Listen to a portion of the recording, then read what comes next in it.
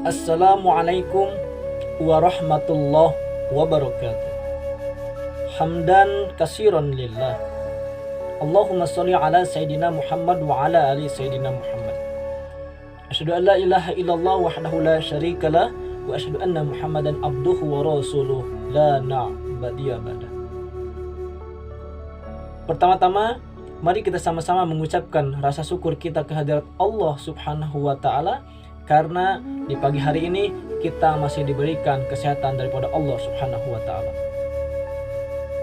Dan tidak lupa salawat teriringkan salam mudah-mudahan tercurah limpahkan kepada siapa lagi kalau bukan kepada Rasulullah sallallahu alaihi wasallam selaku kekasihnya Allah Subhanahu wa taala.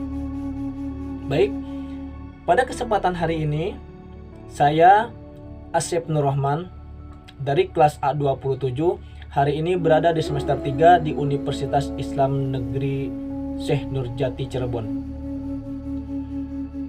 Video ini kami buat untuk menjawab tugas daripada salah satu mata kuliah, yaitu Creative Content yang ditugaskan kepada kami. Saya akan sedikit menjelaskan tentang yang namanya studi ilmu hadis, yang dimana dari nanti dibahas tentang pengertian hadis dan bentuk-bentuk hadis. Insya Allah, mari kita sama-sama simak video ini. Ada pertanyaan dari rekan-rekan mungkin sekalian, apa sih pengertian daripada hadis? Mari kita jabarkan sama-sama. Hadis itu artinya ada dua. Yang pertama menurut etimologi, yang kedua menurut terminologi. Yang pertama, pengertian hadis menurut etimologi adalah sesuatu yang baru atau artinya hadid. Itu pengertian hadis menurut etimologi, yaitu hadid yang artinya sesuatu yang baru. Kemudian pengertian hadis menurut terminologi atau menurut ahli hadis, yang dimana ma'udifa ilan nabi sallallahu alaihi wasallam qaulan au fi'lan au sifatan au taqriran. Artinya hadis itu adalah segala sesuatu yang berasal daripada Rasulullah sallallahu alaihi wasallam atau yang disandarkan kepada baginda Nabi Muhammad sallallahu alaihi wasallam. Apa saja yang berhubungan dengan Rasulullah sallallahu alaihi wasallam, itu berupa perkataan Rasulullah, au fi'lan atau berupa perbuatan Rasulullah, au taqriran atau berupa sesuatu yang dibiarkan oleh Rasulullah sallallahu alaihi wasallam, atau au sifatan, segala sifat-sifat Rasulullah sallallahu alaihi wasallam. Itu pengertian hadis menurut ulama ahli hadis dan menurut terminologi. Kemudian, selain ada pengertian hadis, ada juga bentuk-bentuk sumber hadis, yang dimana berdasarkan keterangan di atas yang tadi pengertian hadis, bahwa hadis terdiri dari beberapa sumber atau beberapa keterangan. Yang sudah dijelaskan, sumber yang pertama ada hadis qauli, kemudian ada hadis perbuatan atau fi'li, kemudian ada hadis takariri atau pembiaran daripada Rasulullah sallallahu alaihi wasallam, dan yang keempat adalah hadis hamimi. Apa itu hadis qauli? Hadis qauli adalah segala sesuatu perkataan Nabi Muhammad sallallahu alaihi wasallam yang berisi berbagai tuntunan atau petunjuk, peristiwa-peristiwa dan kisah-kisah baik yang berkaitan dengan aspek akidah, tauhid, syariah, ataupun akidah akhlak yang lainnya. Salah satu contoh daripada hadis qauli ini atau hadis yang berupa ucapan adalah innamal a'malu binniyat wa innamal likulli imri'in ma nawa. Bahwa Rasulullah sallallahu alaihi wasallam 14 abad yang lalu telah menyatakan salah satu hadis yang tertera di dalam hadis Arba'in pasal ke-pertama, innamal a'malu binniyat wa innamal likulli imri'in ma nawa, bahwa segala sesuatu perbuatan itu tergantung daripada niatnya seseorang. Ini asbabu wurudnya itu ketika para sahabat Rasulullah SAW hijrah dari Mekah ke Madinah. Kemudian ada hadis fi'li atau hadis perbuatan.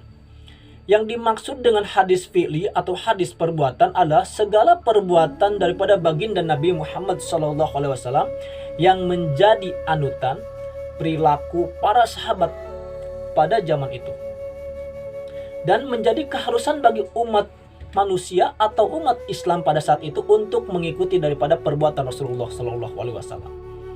Contohnya ketika Aisyah mengemukakan salah satu hadis yang dimana isi hadisnya adalah An Aisyah radhiyallahu anna Nabi sallallahu alaihi wasallam kana yaksimu baina nisa'i fayadil.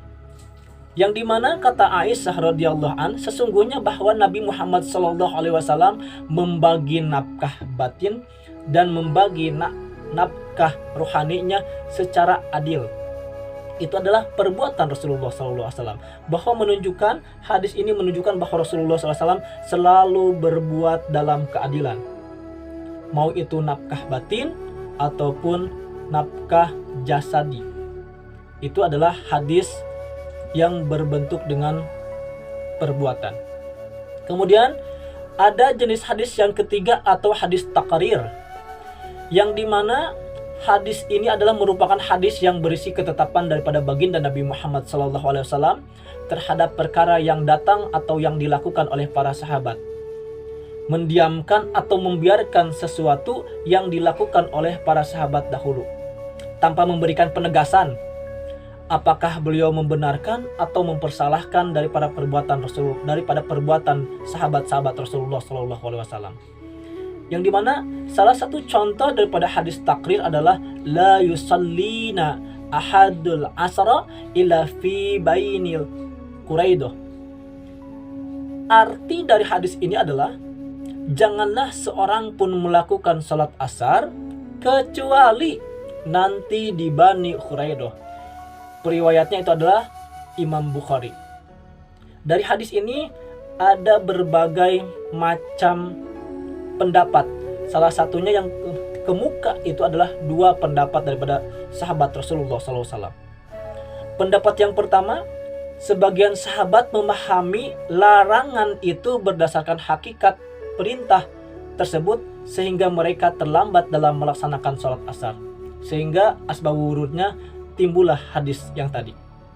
Tetapi ada pendapat yang kedua, yang dimana pendapat kedua itu mengemukakan yaitu untuk segera melaksanakan salat asar sebelum datangnya mereka ke tempat Bani Huraidah. Itu daripada hadis takrir atau hadis yang didiamkan oleh Rasulullah SAW. Kemudian yang terakhir ada hadis hamimi. Hadis hamimi itu yang artinya adalah yang berupa keinginan atau hasrat Rasulullah SAW, tetapi Rasulullah SAW belum terrealisasikan, belum terlaksanakan. Karena kenapa? Karena Rasulullah SAW sebelum hadis itu terrealisasikan, Rasulullah SAW sudah meninggal. Salah satu hadisnya yaitu ketika Rasulullah SAW mengemukakan tentang sunnah melaksanakan saum di 9 Asyura. Tetapi Rasulullah SAW sebelum tanggal 9 Asyura, Rasulullah SAW sudah meninggal. Itu hadis hamimi. Walaupun hadis itu belum dilaksanakan oleh Rasulullah SAW, tetapi sampai saat ini dari zaman sahabat sampai salafus soleh, hadis ini sudah dijalankan atau disunahkan kepada kita untuk berpuasa di tanggal 9 Asyura. Baik, itulah sedikit pemaparan dari saya dari pengertian hadis, kemudian bentuk-bentuk hadis. Kesimpulannya, mudah-mudahan kita selaku umat Islam bisa memahami daripada Rasulullah SAW dan bisa menjalankan sunnah-sunnah daripada baginda Nabi Muhammad SAW sesuai daripada tuntunan Al-Quran dan tuntunan hadis daripada baginda Nabi Muhammad SAW. Akhirul kalam, wabil taufiq wal hidayah. Wassalamualaikum warahmatullahi wabarakatuh.